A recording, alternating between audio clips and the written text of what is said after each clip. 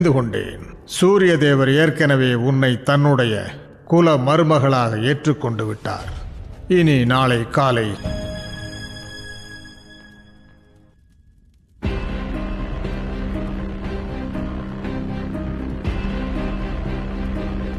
யமியின் திருமண விழாவானது துவங்கவிருக்கிறது. அத்துடன் கந்தர்வ ராஜகுமாரி தாமினியின் திருமணமும்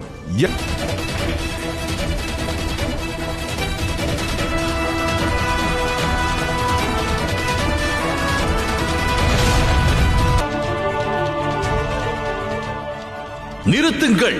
நீங்கள் நினைப்பது என்றும் நிறைவேறாது.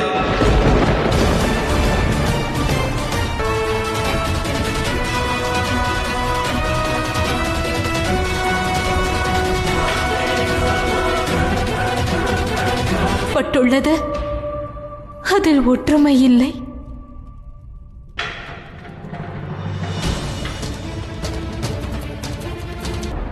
ஆதலால் அவளது விவாகம் என்னுடன் மட்டுமே நிகழும்.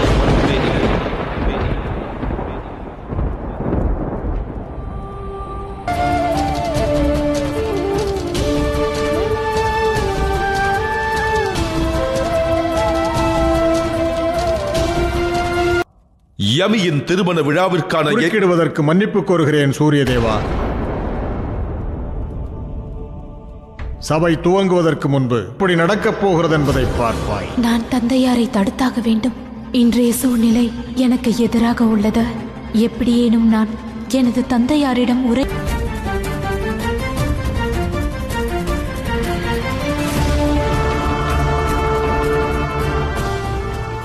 தாமினி, தந்தையே,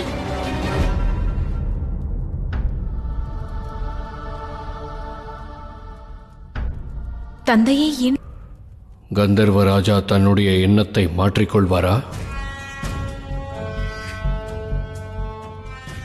அதற்கான வாய்ப்பே இல்லை.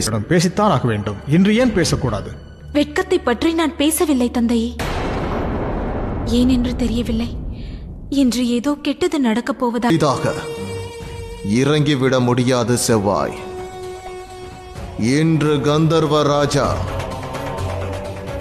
தாமினி. அப்படியே ஆகட்டும்.